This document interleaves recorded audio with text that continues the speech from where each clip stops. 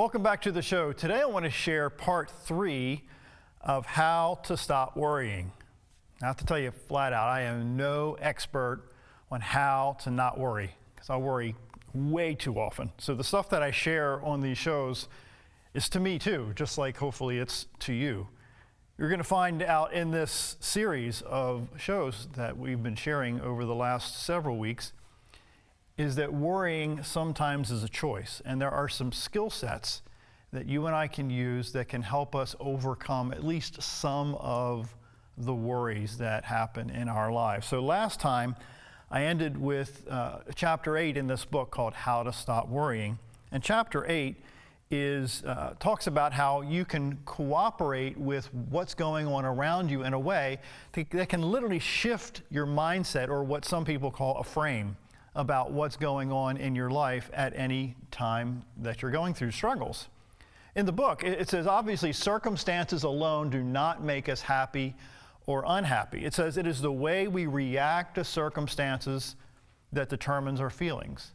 I'll tell you flat out, man, I am no pro at this at all. So I feel like a hypocrite standing up here sharing with you some of these tips that I haven't mastered myself. So maybe the show is going to help me as much as it's going to help you. The author says, the late Dean Hawkes of Columbia University told me, he said, that he had taken a Mother Goose rhyme as one of his mottos. He said, the quote says, or the poem, he says, for every ailment under the sun, there is a remedy or there is none. If there be one, try to find it. If there be none, never mind it. That's a whole lot easier said than done to do some of these things. J.C. Penney, who was founder of the J.C. Penney food stores, rather, he says, I wouldn't worry if I lost every cent I have because I don't see what it is to be gained by worrying. The older I get, I realize that there are only so many things that you can take with you to the other side. And most of the stuff is going to be left behind. There was a time in my life personally where my goal was to accumulate riches and to be the top of the top in my field. But I realized very quickly over a series of struggles in my family that you can't take it with you. So what's more important? Henry Ford told the author of this book much the same thing. When I can't handle events, he said, I let them handle themselves. The older you get, hopefully you're going to see that there are some things worth worrying about, and there are some things that are not worth worrying about. One great Roman philosopher, he says, there is only one way to happiness. He says, and that is to cease worrying about things which are beyond the power of your will. The power of your will. There was a time when I really tried my best to coach specific people to do certain things that are positive and ethical, and they have integrity and they have honesty and all these great moral characteristics that they should have. But then there was a percentage of these individuals who chose to go the opposite way. They chose to be immoral. They chose to be unethical. They chose to be thieves. They chose to be liars. So for a very long time, I'm talking several years, that I would be overwhelmed with worry and grief and struggle and internal pain, if you will, because I was so concerned about how they were going to turn out when they weren't very concerned about how they were going to turn out. They weren't at all. So why should I be worried about them when they weren't worried about them? And I think that may apply to your situation possibly also, that there's some people in your life that you're so worried about, and they're not worried about it at all. So do you worry more than they do? Maybe that's a mind shift that both of us need to have more consistently. There's people that teach jujitsu, and there's a quote in their teaching that says, bend like the willow, but don't resist like the oak. Again, bend with the willow, but don't resist like the oak. Sometimes if you're too rigid, you crack, you fall, you break. But if you're like the willow, you kind of bend with the circumstances. And I'll tell you, that's easier said than done. It really is. There was a prayer that was prayed by a guy named Dr. Reinhold.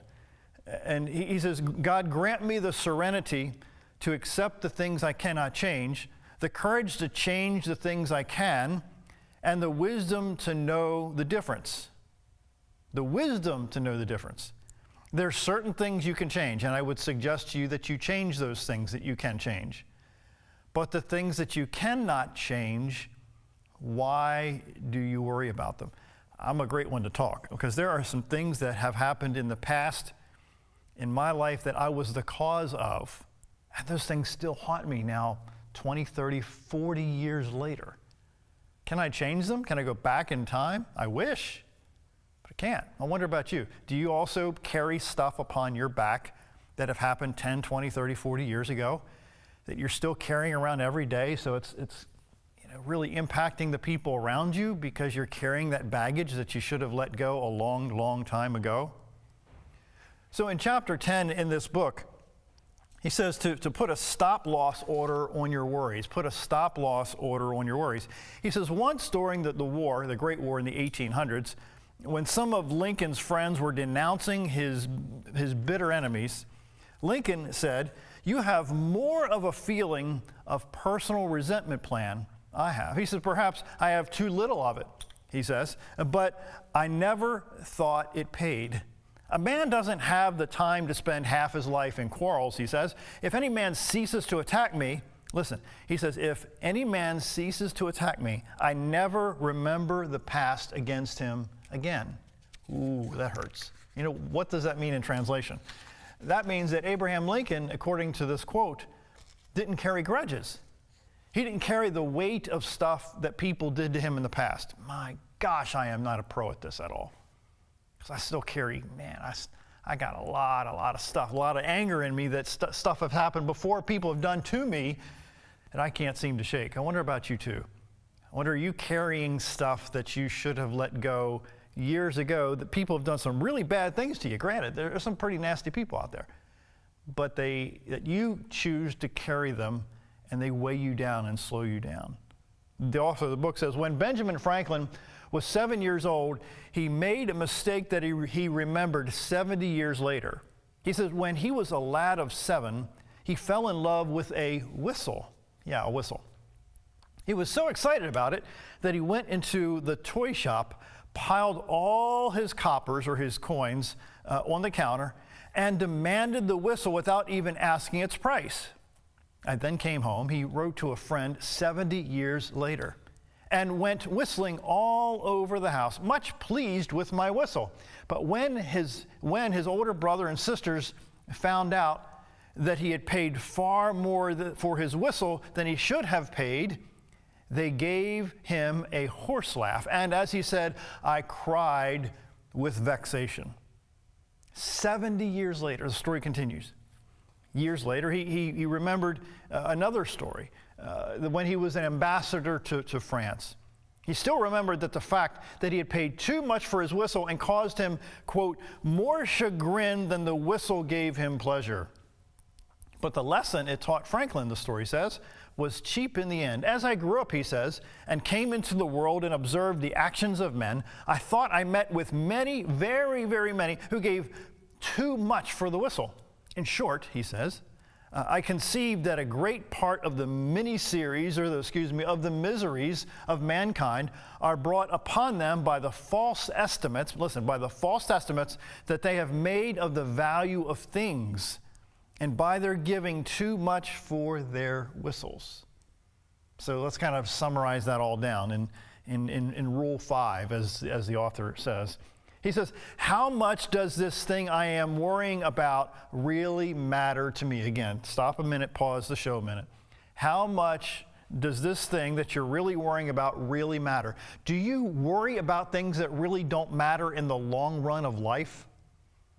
Or do you worry about, there's people that I know of that just sit on their chair watching life go by, watching the cars of life go by every single day, and they just consistently do the same thing year after year, month after month, decade after decade, nothing changes. Rule number 2, he says, at what point shall I set a stop-loss order on this worry and forget it? And then number 3, exactly how much shall I pay for this whistle? Have I already paid more than it's worth? I want you to stop and think about your life right now. Are you worrying about things that have happened that aren't worth your time to worry about them right now because you can't change them? I use this story multiple times. If you're driving down the road and you're looking 90% of the time in the rearview mirror, what's going to happen? You're going to wreck the car. Because life happens out of the windshield, not out of the rearview mirror. And I think you and I struggle with that more times than we care to admit, that we're looking at life through the rearview mirror about what has happened, the stupid things you've done, the words you've used, the actions you've taken against other people that have been stupid. And then you keep rehearsing that over and over and over in your head, in your heart, and then it keeps you from looking out your windshield, and then you keep crashing. You keep having fender benders, emotional fender benders, relational fender benders, because you keep looking in the rearview mirror. Stuff you can't change. I can't change the past. You can't change the past. So maybe some of this stuff can help you too. So chapter 11 in this book, it says, the late Fred Fuller Shedd, who had a gift for stating an old truth in a new and picturesque way. He was editor of the Philadelphia Bulletin, and while addressing a college graduating class, he asked, "How many of you have ever sawed wood? Let's see your hands." Most of them had. Then he inquired, "How many of you have ever sawed sawdust?" No hands went up. "Of course you can't saw sawdust," he says. But Mr. Shedd exclaimed, he says, "I've already sawed." And it's the same with the past. When you start worrying about things that are over and done with, you're merely trying to saw sawdust. I'm going to repeat this quite a bit today on the show, but you and I do the same thing. We worry about things that should have been dealt with or worried about or dealt with or maybe put away from our minds so many years ago. So in this book, part 3 in a nutshell says this. Rule 1, crowd worry out of your mind by keeping busy. Crowd worry out of your mind by keeping busy. Plenty of action is one of the best therapies ever devised during people who worry too much. Rule number 2, don't fuss about the trifles. Don't permit little things, the mere termites of life, to ruin your happiness. I can tell you flat out that since our daughter Juliana got sick in 2007, she was 5 years old, the things that used to bother me don't bother me as much. Yeah, I have to admit, I can't tell you the truth here, but they still bother me some, but not nearly like they did before. I was one of those guys years ago, decades ago, that would hit the steering wheel when people would do stupid things on the road, or make people didn't use a blinker. I would, lose my temper. Now it just irritates me. But years ago, I'm embarrassed to tell you, I had a 1986 Cutlass, and I had such a temper back then that there were so many cracks. I'm talking dozens of cracks on the steering wheel because I would get so mad and beat the crap out of the steering wheel because I would get angry or frustrated. Now, those things that bothered me 25 years ago, I don't even think about it anymore. It doesn't bother me. So let's go on to number 3. Rule 3, he says. Use the law of averages to outlaw your worries. Ask yourself, what are the odds against this thing's happening at all? Think about that. Sometimes you got to use math to really figure out that the things that are worrying me or scaring you or intimidating you really aren't mathematically worth your time at all. Number 4, rule 4. Cooperate with the inevitable. If you know a circumstance is beyond your power to change or revise, say to yourself, if it is so, it cannot be otherwise. So you and I have to decide what's probable and what's not probable. What's going to happen based on things that have happened in your past that may or may not happen again. Again, you got to think things through. Sometimes you got to force yourself to get through the worry in order to break through an environment in your life that's truly extraordinary. Rule 5, again, put a stop-loss order on your worries. Decide just how much anxiety a thing may be worth and refuse to give it any more. And rule 6, let the past bury the past. Don't sawdust. I'm asking you today, and I'm asking me today, frankly, to stop worrying about the things that have happened years ago that you cannot change. Yeah. I know, I get it. It's easier said than done. But if you and I choose to stop worrying about things that you've done, things that I've done in the past, that you can't take back, you can't change. Yes, you can apologize. I'm not suggesting that you don't. But to actually change what happened, you cannot change what happened. So in chapter 12 in this great book, it says 8 words that can transform your life. Emerson, the great author, said, a man is what he thinks about all day long. Think about that. A man or a woman, boy or girl. A person is what they think about all day long. So again, I'm repeating this probably 25 times in the show today, that if you worry about stuff all the time, you're looking in the rearview mirror instead of the windshield of your life. And you will wreck more times than not, because you're looking at what was instead of what can be or what is. The great philosopher who ruled the Roman Empire, Marcus Aurelius, summed it up in 8 words that will determine your destiny. He said, quote, our life is what our thoughts make it. Our life is what our thoughts make it. And I'll be the first to tell you that sometimes you have to play mind games with yourself in order to push yourself through some of the most difficult times in your life. Is it easy? No way. Do you have to maybe play mind games with yourself by the hour? Yep. Sometimes you got to play mind games with yourself just to take the next step forward. That's what I'm saying. William James, who has never been topped in his knowledge of practical psychology, once made this observation. He says, quote, action seems to follow feeling. Think about this. Let me slow that down a minute. Action seems to follow feeling, but really action and feeling go together, he says. And by regulating the action, which is under the more control of the will, we can indirectly regulate the feeling, which is not. Now, that's way too much. Let me slow that down and break that down a bit for both of us. Action seems to follow feeling. But really, action and feeling go together. And by regulating the action, which is under the more control of the will, we can indirectly regulate the feeling, which is not. So let's break this stuff down a lot easier. Sometimes when you do the things that you need to do, the emotion of wanting to do that increases. Let me put it more specific.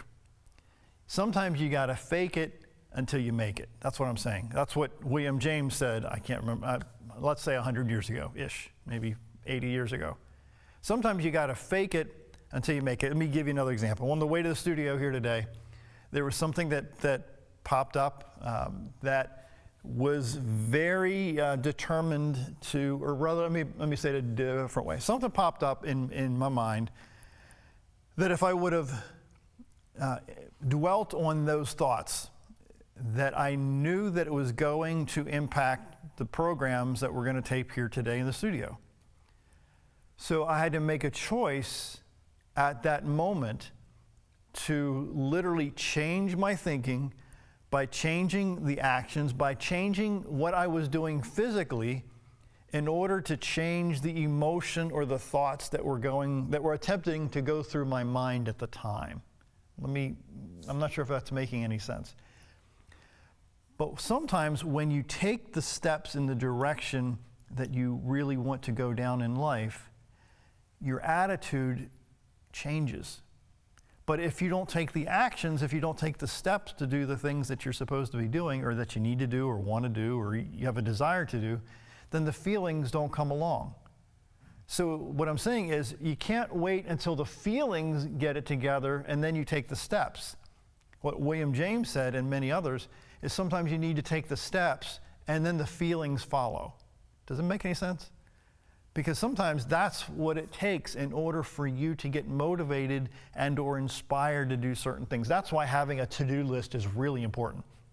Sometimes there's people I know of that don't want to get out of bed in the morning. So when their alarm goes off, they still don't want to get out of bed in the morning, so they do a countdown. They say 5, 4, 3, 2, 1, and they jump out of bed. because they are literally playing mind games with themselves to do something, that is, get out of bed, that they really don't want to do. So if they're any different, and they have tons of money, they're well-to-do, they're much smarter than you and I. So if that works for them, then maybe some of these things could work for us. So in a book that James Allen wrote, he said this, quote, "A man or a person will find that as he alters his thoughts towards things and other people," he says, "things and other people will alter towards him. Let a man radically alter his thoughts, and he will be astonished at the rapid transformation and it will affect in the material conditions of his life." He says, "Men do not attract that which they want, but which they are." He says, the divinity, or some higher power, he says, shapes our ends in ourselves. It is our very self. He says, a man can only rise and conquer and achieve by lifting up his thoughts. He can only remain weak and abject and miserable by refusing to lift up his thoughts. So again, this is William James' philosophy, and Tony, a guy named Anthony Robbins, Tony Robbins, teaches a lot of the same stuff, that he got some of this stuff from William James. So if this works for some people, in fact, if it works for a lot of people, maybe it can work for you and I too, that if we change our thoughts by sometimes taking the steps first, instead of waiting for the thoughts to motivate us to take the steps, then maybe your life will change in a radical way. I'm just saying, maybe. Chapter 13 in this great book is called The High Cost of Getting Even. Ooh, that hit me right between the eyes. He says, when we hate our enemies, we are giving them power over us, power over our sleep, our appetites, our blood pressure, our health, and our happiness. Our enemies would dance with joy if they only knew how they were worrying us. He says, if selfish people try to take advantage of you, cross them off your list, but don't try to get even. Ooh, that's a tough one, isn't it? He says, when you try to get even, you hurt yourself more than you hurt the other fellow, right? Those words sound as if they might have been uttered by some starry-eyed idealist, but they weren't. Those words appeared in a bulletin issued by the police department of Milwaukee. Think about that a minute. I struggle with that, I have to tell you flat out. That's why I'm hesitating and pausing a bit, because I don't know if I want to disclose too much here. But getting even is a big temptation for some of us. But is it really worth it? Is it really worth the time, the effort, the energy that you're going to deplete yourself of to get even with somebody who won't change anyway? Some people don't know that they don't know. Is it really worth you trying to change them when nothing has changed them so far? Yes, there's an exception. There are exceptions. I get that. But consistently, when you look back at their life, you see all the things that they've done to other people. Is it really worth your time? Do you think you're smart enough, or I'm smart enough, to change these folks? We've all heard the term, sticks and stones can break your bones, but words will never hurt you. I don't know about that, because words do hurt. I'm sure you've been hurt by words more times than you think.